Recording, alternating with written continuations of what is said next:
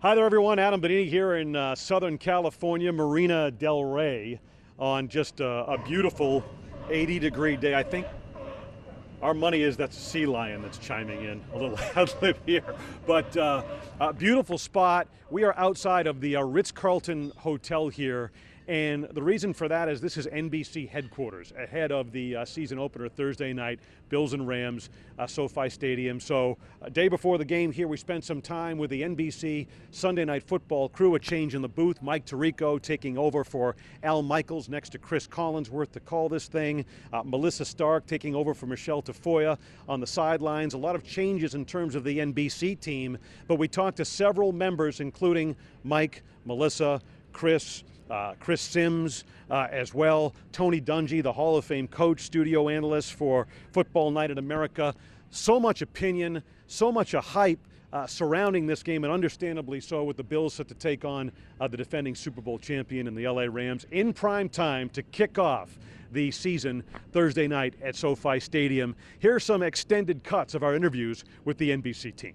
Hall of Fame former coach Tony Dungy, and of course, wonderful analyst for NBC Sunday Night Football. Coach, thanks for taking the time to be with us. Yeah, great to be with you. It's exciting, kicking off the year, and can't wait.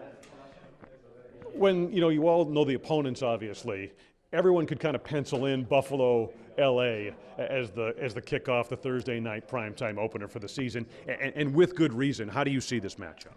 Well, I think it's going to be great. Many people are picking Buffalo to go to the Super Bowl. So now they're on the road against the defending champions. This is going to be a measuring stick for them. And then, of course, on the other side, the Rams. You had some losses from last year. Von Miller obviously is not there anymore. You're kind of your closer.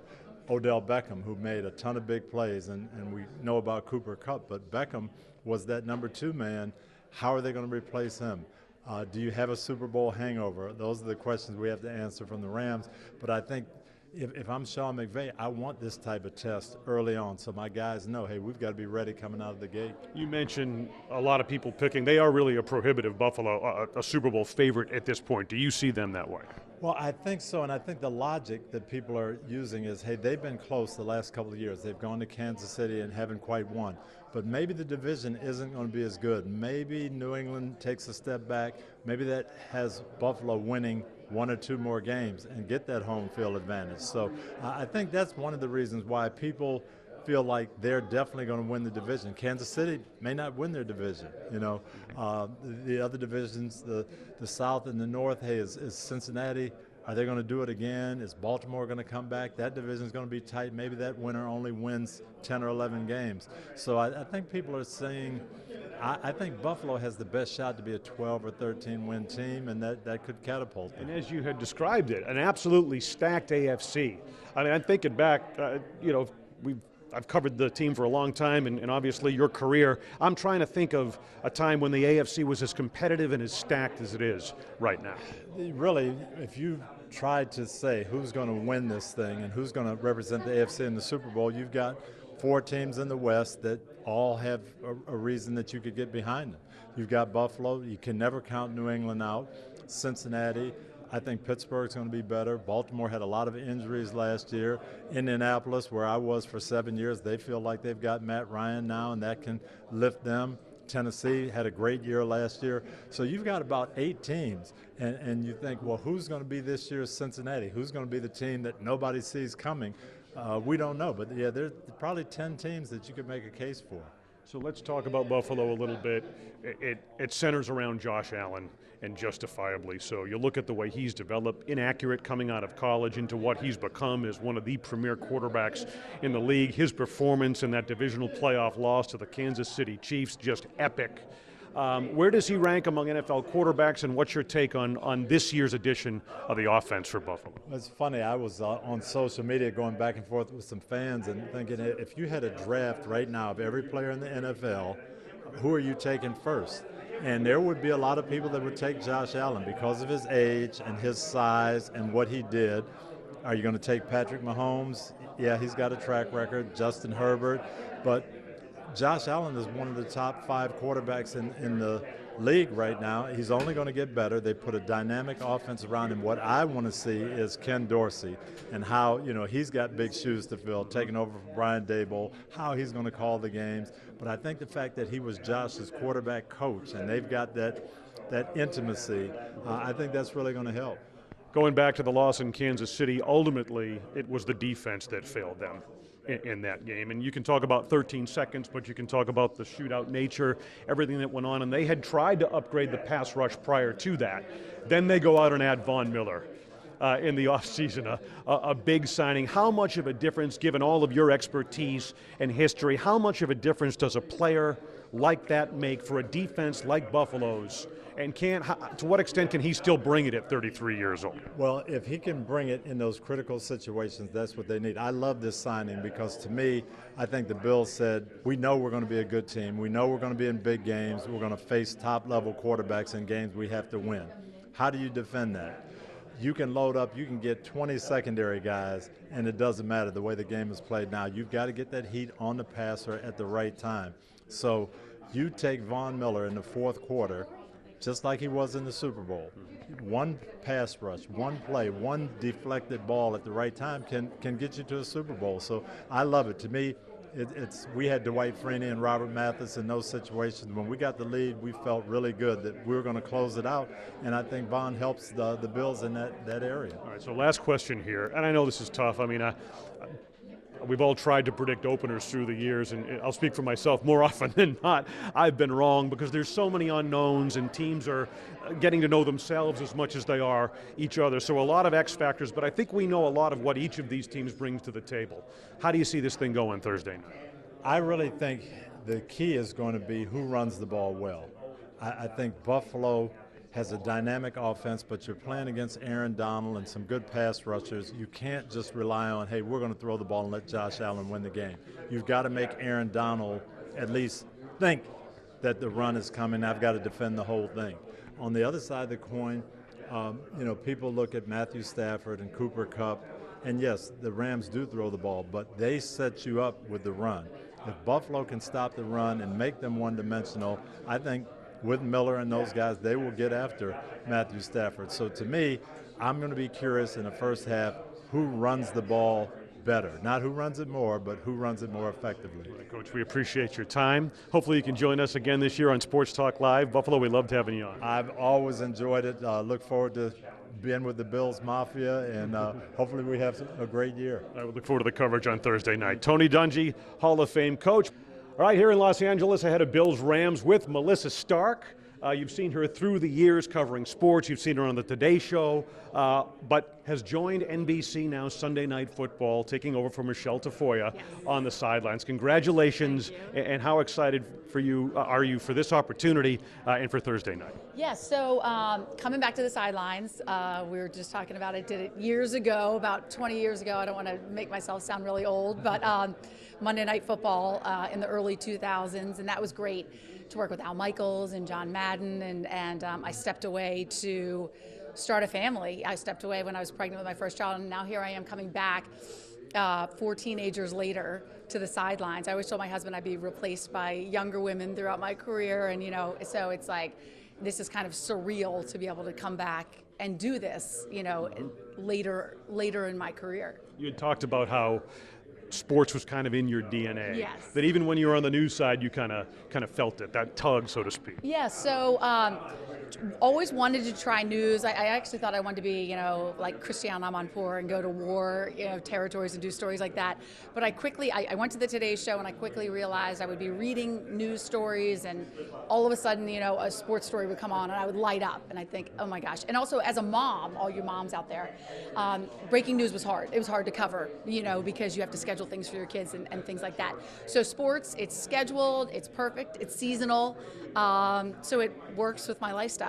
And as you step into this role, Sunday Night Football, we all know, top-rated primetime show, all the accolades that come with it and the exposure. Bills-Rams, SoFi Stadium, Thursday night to kick off the season. How exciting is that, and what's your early take on this game? Yeah, so I mean, we couldn't ask for a better kickoff game, right? You have you're at the defending Super Bowl champion, and then you have all the star power from both teams. I mean, obviously a huge storyline is Von Miller leaving. I mean, that was we were with the Rams yesterday. We're talking to the Bills today, but you know, he's the enemy now, right? And just a huge offseason pickup, obviously, for the Bills. And then Josh Allen, many predicting, you know, MVP this year for the NFL. And, you know, tomorrow night, the game, a potential Super Bowl preview.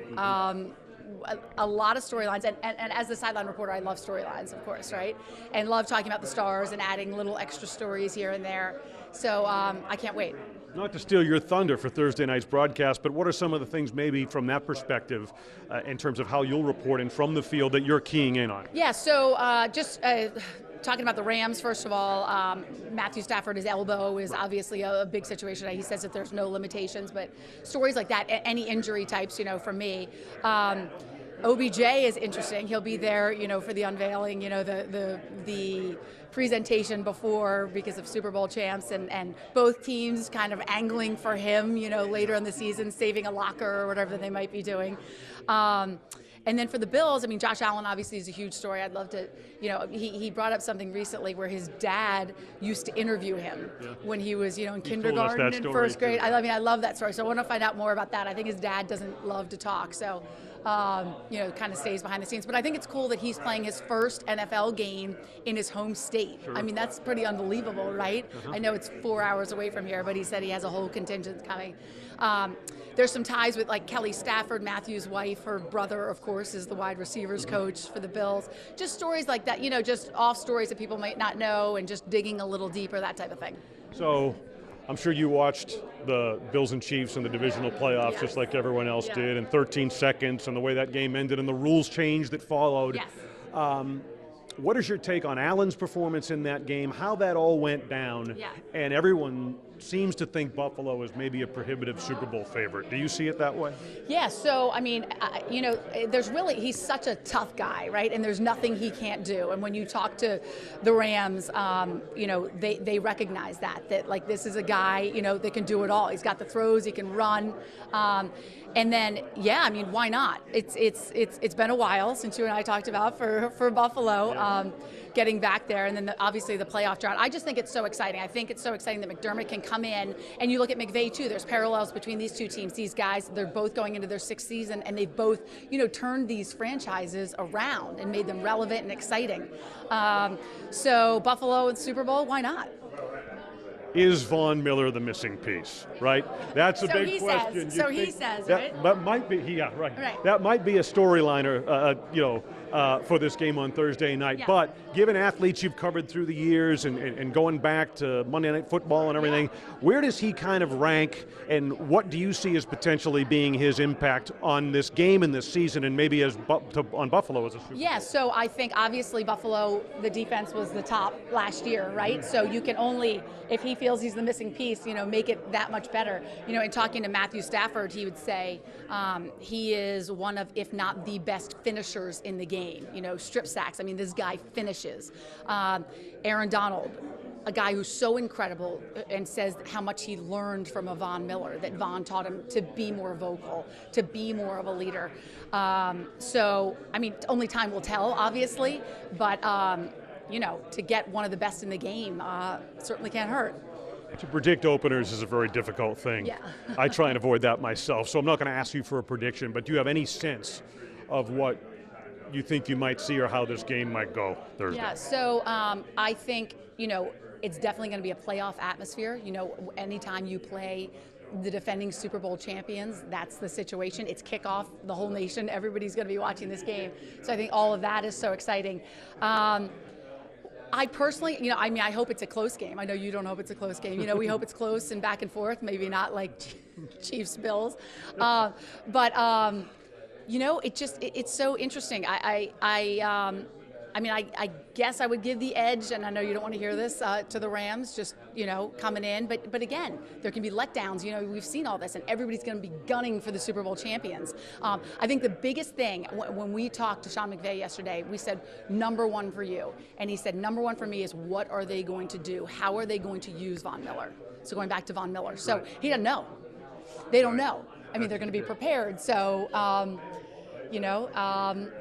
preseason's over, and let the game begin. That's what makes openers so interesting, because there isn't any film, especially when you have a new piece like a Von Miller. Exactly. Yeah. So I think that makes it even that much more exciting, and we're just excited for football to start. Well, congratulations once again. Thank you. Thank you so much for your time today. We'll look forward to the broadcast on Thursday. Thanks so much. Great to see you. Melissa Stark, now with NBC Sports, is sideline reporter for Sunday Night Football, beyond the field at SoFi Stadium here on Thursday night for the Bills and the Rams. Play with Chris Collinsworth. Once again, you've been so kind to join us through the years before Bills games, and there have been a lot more of those in prime time lately. Another one on Thursday night.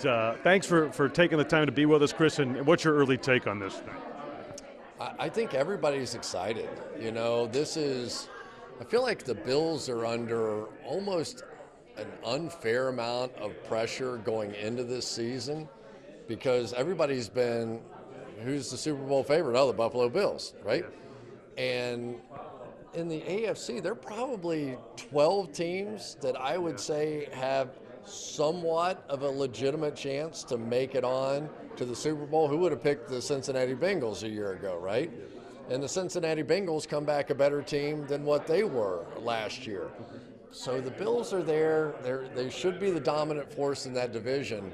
But as we saw last year, even being the number one seed doesn't mean anything, right? Tennessee, Green Bay were the two top seeds, and they're gone. So we're going to get a good feel for this Bills team, and I like them too. There's a lot to like about them, and you start right at the top there, with Josh and what he did in those two playoff games. He had a good year. He had a playoff run for the history books. Yeah. That was amazing. That the Bills-Chiefs divisional playoff game, despite the outcome, Bills fans and all of that in 13 seconds and the rules change that followed, but in terms of just pure display of offensive excellence and quarterback between Mahomes and Josh, I don't know that I've ever even seen anything like that. I don't think anybody's seen anything like it. I think it's one of those that's going to be talked about forever. Unfortunately, it's now 13 seconds for the Buffalo Bills, right? That's the way, in wide, the whole thing, wide right, and all this stuff. But this is, in some ways, it might be sort of what they needed to. Like, it's, now you come back to camp and you go, oh, that's why we have to do this drill with 30 seconds to go on the clock, and how we're going to play prevent defense, and how we're going to, like, everything matters. When you get down to those final 4-6 kind of teams, now everybody has a great quarterback, everybody can play defense.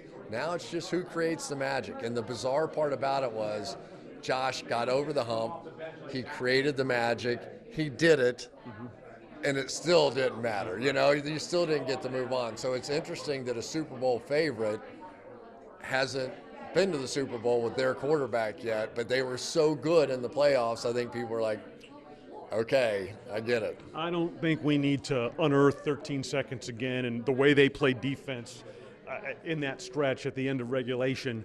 But ultimately, in the big picture, right, it was the defense that failed them. Not just in those 13 seconds, but in the shootout nature of that game. And they had tried to upgrade the pass rush prior to that, so then they go out and add Von Miller in the offseason and make the big splash in free agency. How much of an impact, in your opinion, does he make on that side of the ball?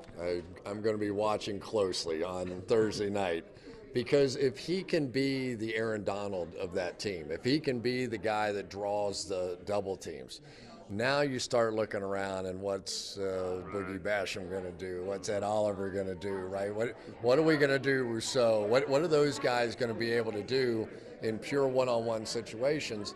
And I think as you look back on that game, and I watched that tape pretty closely, they could not get Patrick Mahomes on the ground. They just couldn't. They didn't have that one guy that was going to win consistently enough to get him on the ground, the finisher. There are a lot of guys who are good at getting pressures, even hits on the quarterback, but who can put that guy on the ground?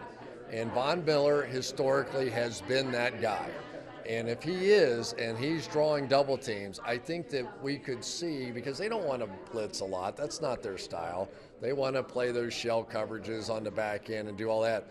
But if they can get one guy to draw the double teams, I think you're going to see a step up from those other defensive linemen. So one more question on Miller. So 33 years old, right? And you look at Tom Brady, you look at athletes in other sports with sports science and nutrition, everything that's going on right now, careers are being extended. And I realize it's just training camp, but sitting there and watching him, and you can see the explosiveness, the technique, how he's trying to tutor other players like Greg Rousseau, for example, with that. But at 33, do you still see him having the kind of impact that he'll need to get the Bills over the top and win the Super Bowl this year? He stays healthy. You know, it's always going to be the question when you get to a certain age, when does that start to break down? Because in reality, we talk about the get off and his ability to run 5 yards as fast as anybody in the league. Mm-hmm. So now that tackle is backpedaling and trying to get there, and then his bend around the corner is second to none. So Chum, and if he can still, I know he's going to be able to run the 5-yard dash. Can he still bend and lean and make that turn the way that sort of only he has been able to do in his career, which is why he is who he is. But I think I'll know it fairly soon. I think I'll look at him and go, yeah, that's Von Miller, or no, that's not Von Miller. Because what he did at the end of the year last year was special for the Rams. But also remember, he had that sprained ankle, so he was out 5 weeks, 6 weeks. So it was like he played a season in the beginning, got a break, and then came back at the end of the season and was really special in the playoffs and through that run. So maybe that's the formula for some of these older guys. You know, how much of a break do you have to give them? How much do you run Josh Allen? How much? You know, it's a long year. This is 20-something games now we're talking about. Yeah, that's really the top. You look at the way the Bills rotate up front, right, and the fact that Miller may not get the number of snaps early in the season that you would expect a player of that caliber to, trying to keep him fresh for the fourth quarter, and obviously the long 17-game regular season and into the postseason. So it'll be interesting to see how that plays out. Do you have a prediction? Openers are so tough to predict. I don't know that I would necessarily ask for that. But do you have a sense of maybe how this might go and what this game hinges on Thursday night? Yeah, I think we're going to see, the two young cornerbacks, and it's going to be up to the Rams to put them under pressure. And so many times it's not the style to really play one-on-one when Tre'Davious White's not there. Yeah. So I don't think you're going to see a lot of pure man coverage. But I do think there's a chance that if those two kids develop over these 4 weeks while they're waiting on White, and then all of a sudden you get him back into the mix, and now those two guys can play a complementary role to the other guys, Jackson and White, that now you're starting to look at something that they can get even more creative with. So many times you think of the Buffalo Bills and they always start in the same look as on defense, but then they're rotating in and out and doing so many different things. So there's a complexity to it. So I don't know how simplified they're going to have to be to try and protect those guys in this first game. And Matthew Stafford has a real track record of figuring people out pretty quickly. So if they can't do the full ensemble in this game, then that'll lean towards Stafford a little. Yeah, I would suggest that they're probably going to be vulnerable on the back end early in the season, given the fact that White's going to be out at least for the first 4 games. Last question, and given your career and given what you've done in broadcasting and your familiarity with the Buffalo market, an article featuring you actually today. I'm so popular. I am. I'm so popular. You've borne the brunt of Bills Mafia a little bit in terms of the criticism, but you have a sense, especially with with Cincinnati, what they were able to accomplish, come close last year, and your history there, of what this means to the city of Buffalo to have a team like this finally given 4 straight Super Bowls, haven't won one yet. Your thoughts on kind of maybe this team and its relationship with that city and that fan base? Well, I mean, it really is a remarkable place. It really is. I'm not kidding. I loved doing games there because it's like going to Green Bay. It's like going to a college town. It's like going to a Notre Dame game or something. it's real there. The passion that the fans have for that team. And then, of course, the relationships. I mean, when Josh's grandmother and the donations, and now Dawson Knox and his brother. I mean, it is an interpersonal relationship with a football team. It doesn't happen in LA, right? I mean, they're world champs, but there's not like, that intimacy that happens in Buffalo. And so I love going there. I really do. I'm looking forward. We got a glimpse of the new stadium and what that's going to mean to the area, and maybe a little less wind blowing through that stadium. I'm like, do you guys ever think about a dome with Josh playing quarterback for the next couple of decades here? You may want to think about that. He won't say that, but he wants one. I would imagine. But, it's a great place. We get a chance to come there this year. It's going to be fun. But this one's special. If they can come in here and back up the Super Bowl favorite claim, you come in and knock off the champs in their place on opening day, the hype machine is going to go berserk, and I'm going to be leading the way, I think, if I see that one. Chris Collinsworth, thanks so much for your time. We'll look forward to your call on Thursday night. Looking forward to it. All right, here in Los Angeles with Chris Sims, terrific part of the NBC coverage team ahead of this game, Bills and Rams, on Thursday night. Chris, thanks for taking the time to be with us. Of course, this is awesome to be a part of. It's Bills Rams kick off the NFL season. Couldn't be happier. I mean, it's my boy Blue, Josh Allen, which I'm of course excited to see, and really love the Rams too. Sean McVay, Matthew Stafford. He was one of those guys for a long time that I stuck up for and kept going, he's really damn good. He's just not on a very good team, and it's good to see him finally get a little payoff too. You spent so much time kind of breaking down Josh Allen. You got a lot of opinion on him, especially coming out of what we saw in the postseason from him last year in that game in the divisional playoffs with Mahomes, Kansas City, 13 seconds, all of that. Yeah. What is your take now as this season begins on his evolution as an NFL quarterback? Well, I don't know why, but it took that game for everybody in the football world to go, that guy's really good. I feel like he wasn't quite getting the respect, and now that was in everybody's living room, and the way that finished and the way he played, I think everybody finally realizes how special of a player he is, and he deserves to be in that conversation with Mahomes and Rodgers and Brady and that crew of guys there. The evolution to me is, first off, I think it was a little overhyped coming out of Wyoming. Oh, he's inaccurate, and there's all these issues. Well, I don't know. I saw a guy that maybe made some bad decisions, but always kind of hit the target he was throwing at. I think it was a little overblown. He wasn't on a very good team there in Wyoming either. But slowly but surely, from the second he got on the field, he's just gotten better and better. And then to me, he's at a point now where it's like, well, which way do you want him to beat you? Because he can do it just about any way he wants. We know he's a great runner. I always say, other than Lamar Jackson, I'm not sure if there's a better runner in the game right now. He can dissect you like Brady and Drew Brees wise and make decisions and get the ball out of his hands. And then this is where him and Mahomes, in my opinion, separate themselves from the rest of football, is just that when the play is not there and there's nothing not there, and you go, whoa, the defense is about to win this, and you go, whoa, he just got out of the pocket and threw a 30-yard laser down the field, and the defense was supposed to win that play. That's, to me, when you hit another category of, you're a superstar, and that's where he is now. I thought, watching that Tampa Bay game last year and then talking to Brandon Beane about that there was some internal division and concern, obvious concern, over the way he runs the ball, the frequency with which he does it, how he does it. Right. He almost likes getting hit, jumping over players and all of that stuff. But, and Brandon Beane would tell you this, and probably has, there was some cohesion that developed with Brian Daboll and everything in terms of how they called some of those design runs, and to the extent to which they kind of, took the shackles off and kind of let him run because the season was on the line.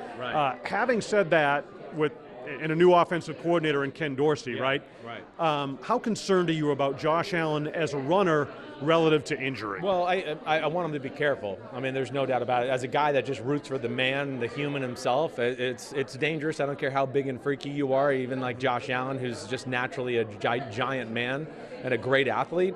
You're still a quarterback, and man, linebackers and safeties can bring it in the NFL. So, I hope they're just continue to be calculated with it, calculated risks, certain moment, certain big game, But that was one of my concerns last year, that I kind of voiced, I made it a little comment like the Bills' offense a little overrated. I didn't mean it like it wasn't. It's very well coached. It's just too Josh Allen centric at times. It's too, hey, he's got to make the great throw. Hey, he's got to make the great scramble and then set up and make the great throw. He's got to make the great run. I'm hoping between Dorsey, Aaron Cromer, the new offensive line coach, that there's a little bit more of an attitude and an ability to run the ball, to take the pressure off him, which is also going to open up play action pass and his ability to keep the ball and run the ball at times. So that's where, I hope the evolution continues here. We know Diggs is awesome. I think Dawson Knox everybody's about to see is in the awesome category too. The stable of running backs, who emerges there to be a playmaker. I'm very much on my eye on James Cook, who I love coming out of college. And then Gabe Davis, is he ready to arrive here and be like one of these big-time number twos? And that, to me, is what I meant. Can some of those guys take some pressure off? I knew Diggs could. I knew that. But as you see with Brady and the Bucks, or, even Mahomes in Kansas City, every now and then you need a guy who can throw a ball to a 6-yard slant and he can run for 60 instead of you always having to make a bunch of great plays to get down the field and score. And I'm hopeful that there's a little less pressure on him that way this year. Last take on the offensive side of the ball. We had Ryan Fitzpatrick on Sports Talk Live, which you've also been a part of on Monday nights in Buffalo. This was after he announced his retirement, of course, with his history in Western New York.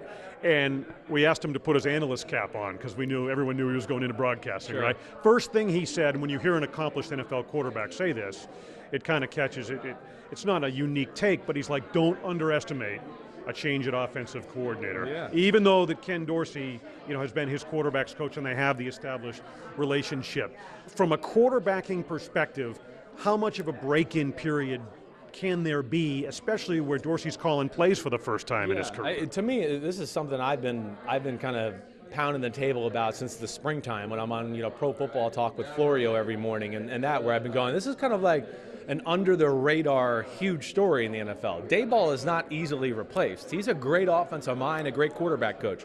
Ken Dorsey, I don't doubt that he'll have, everybody coached up and the right thing. The beauty of what an offensive coordinator is, and you know this, so many of the teams, they have the same plays. It's about when you call them, the sequencing of calling them, how it's set up. Hey, here's a run here, here's a run here, here's a run here. Oh, here's a run that kind of looks like it's there, but it's play action, and now we gashed you 30 yards down the field. That, to me, is the process you got to see. I know that they're going to be coached up on, wait, there's a blitz coming, we know how to pick it up, and all of those fundamentals. But his creativity, his feel for, the defense in this situation, I know that 3rd and 5, they like to bring this blitz and this coverage. I got the play to gash it. Right. That's what separates the Shanahans, the McVays, the Andy Reids of the world from the rest of the group. And that's what we got to see from Ken Dorsey. And when you hear Josh Allen say at least 10 times through the course of the preseason, I have a new voice in my ear and I'm getting used to it, that raises kind of not a red flag, but a yellow. Well, it's just different. You get used to, wait, this guy's been in my ear. There's a comfort level. He gives me little tidbits every now. Hey, it's it's 2nd and 8. They like to bring the free safety blitz here. All right, he gives you the play. Where now, maybe a new message that you're getting used to, or just the voice itself can be different, and maybe one guy was more calm and the other guy's a little more amped up, so you're having to deal with like, okay, let me just listen to the play and not deal with his emotions. I certainly went through that. I had Gruden in my ear, where it was like just a psycho all game long, but would give me tidbits too. And then when I got to other teams, I was like, whoa, this is a lot different. This is Josh McDaniels. He's very calm in my ear, and it's just very matter of fact. So there is that little adjustment period, but nothing that worries me. I'll say that. All right, for obvious reasons, we've focused on the offensive side here, but I got to get a Von Miller take from you. That addition on defense, even at 33, there's a lot to suggest he can really still bring it. And given what they've done and what they have around him defensively, might be the missing piece. To me, it is a big thing. One, I know it was the #1 defense in football last year, but I don't really think it was the #1 defense in football, and I don't mean that disrespectful. Like McDermott and Leslie Frazier, I think their coaching is what made them the #1.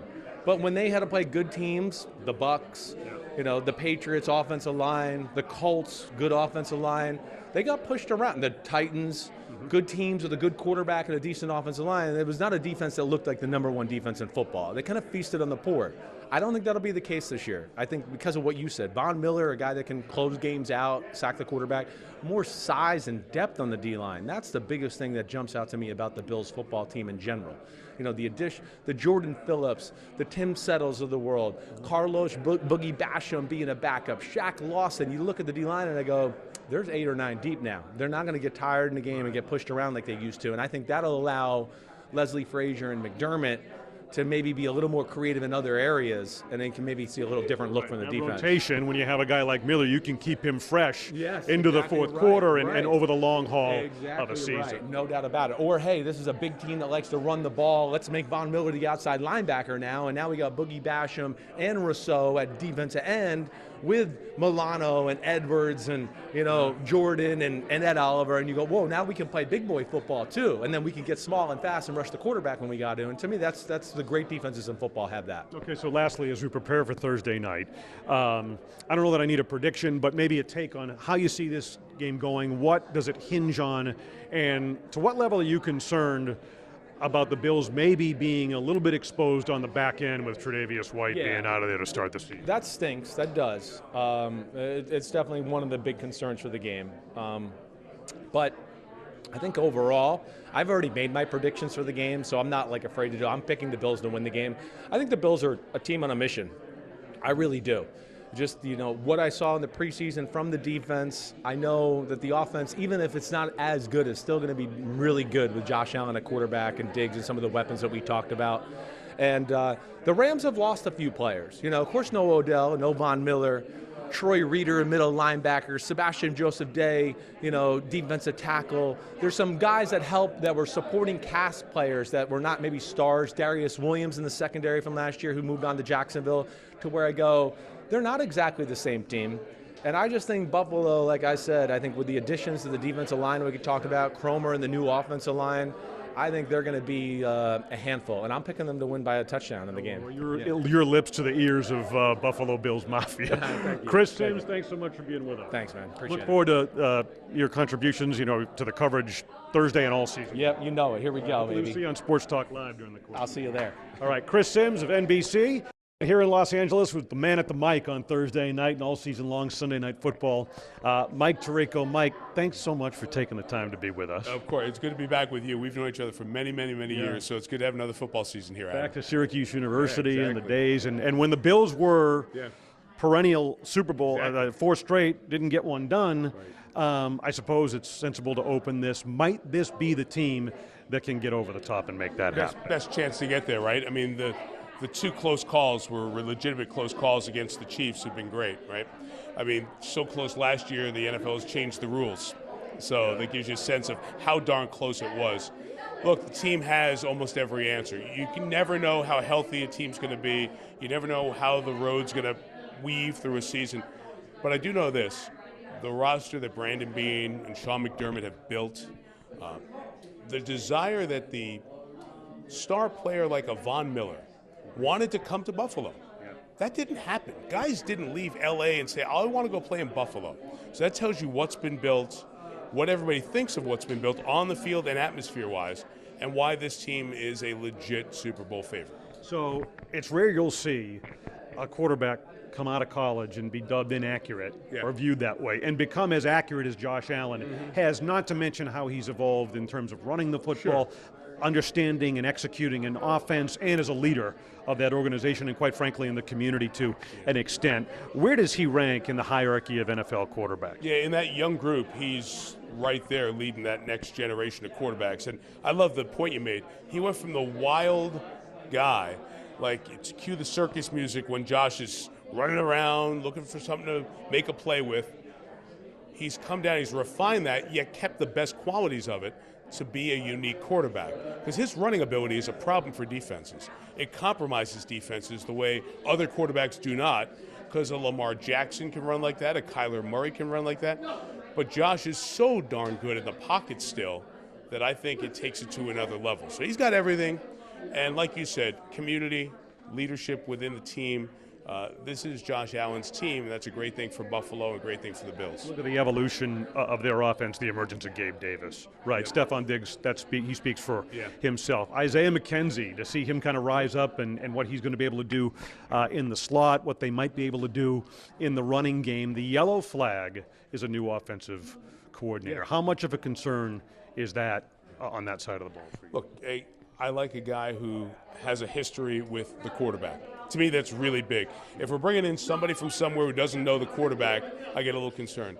But Kenny Dorsey, in addition to being a 38-win national championship quarterback in college, knows the NFL, knows it well, and knows Josh. He's been in the room with him every day. So you know those two guys are going to be on the same page. So they'll be simpaticos. So that alleviates a little bit of my fears. I'll be curious to see. I thought Brian Daboll always leaned towards a creative run game. Will Kenny evolve to a little more passing and less of the creative run game? Because I did think that set up the pass. That's going to take 6, 7, 8 weeks. We're not going to know that answer on Thursday night or Friday morning. So that'll be the fascinating thing to watch. But I have no qualms about Ken Dorsey stepping in as the play caller. A lot of times the quality of the play caller has a lot to do with the quality of the people on the field. And the people on the field are still really good. So you mentioned the epic divisional playoff game. I don't know that I've ever seen anything like that. Nobody. But ultimately, it was the defense that failed them in that game, beyond just 13 seconds, right? I mean, in terms of the shootout nature of it, not being able to put the brakes on Mahomes. They had upgraded, particularly the pass rush, prior to that, but then they go out and add Von Miller with a big free agent splash. How much of an impact and how much of a difference do you think he makes on that side of the ball, and is he the missing piece? Well, Von Miller still requires attention, and a lot of it. So what does that do? That makes Ed Oliver better in the middle. That makes the other guys in the middle, they've shorted up a bit. That can make Greg Russo better, right? It can make Shaq Lawson better. Because the guy on the other side, there's nothing better than having a wingman, right? Yeah. And then Von over there, and people are going, hey, where's 40? Get him. Now you may get a lot more one-on-ones. So to me, it makes everybody on that line a little more talented. And I'll tell you the thing that's really cool about Von Miller. We heard from the Rams this week that Aaron Donald became a more vocal and better leader because Von Miller told him to do it. And Von Miller encouraged him to do it. That means Von's got that leadership in spades, and he brings that to that defensive front. So those 8 guys who roll and nobody plays more than 60% of the snaps, you're going to see a pretty motivated, great veteran leadership group come out on the field. So I think, there's going to be the XO part of it. A guy gets pressure on the quarterback and gets attention. But I think there's also going to be another part of that, an intangible part that we'll see in the play of the rest of the guys up front. Covering them in training camp, and you've been there, I know, and been to a practice and just in advance of this game, you could feel measurably the impact off the field that Von Miller has had on the culture that they'd already established in Buffalo. Openers are so hard to predict, right? So I don't know if I want to go there, especially given the caliber of both of these teams. But how concerned are you with Trey White not being able to start the year, the youth in the secondary for Buffalo at the cornerback position going against the Rams? How much of a yellow flag is that from a Buffalo perspective, or should it be? There's no doubt it's a concern. You take somebody like that, Tre'Davious White, who's so good off the field, and you're not going to be as good. And that's asking a lot for Elam and Benford to come in here and just be, hey, the Rams won the Super Bowl in this field. They put a banner. There are all these Hollywood celebrities. There's Matthew Stafford. There's Cooper Kupp, who won the Triple Crown. There's Allen Robinson, who's a new receiver. Go ahead, have fun, right? That's a great hello to the NFL. But I think they believe in them for a couple of reasons. The way they play defense, the safeties, Hyde and Poyer, how they go about it. But more importantly, what they've seen from those guys, especially Benford's got a little bit of toughness to him. I know Sean and Leslie Frazier like him a lot, and Brandon Beane as well. So I'm excited to see these guys play because, man, if you can do it here and those guys play well for 4 or 5 weeks and then Tre'Davious comes back, you're going to be in good shape in that back end when we get through October, November, December. So, of course, it's a concern, and guess what? They'll get tested. And either they pass the test or it's a learning lesson, and you 16 weeks to figure out how to get better from there. So lastly here, just maybe kind of more on a personal note, we talked about our history coming out of Syracuse University, what you've been able to do, just spectacular, joining NBC after so many years, Monday Night Football, all of that prior. But what does it mean for you to step in at the mic next to Chris Collinsworth on Sunday Night Football, the highest rated show on television. It's great. You couldn't ask for anything more. Doing 10 years of Monday night was great, but this is the #1 package. It's the #1 primetime show, as you've said, for the last 11 years.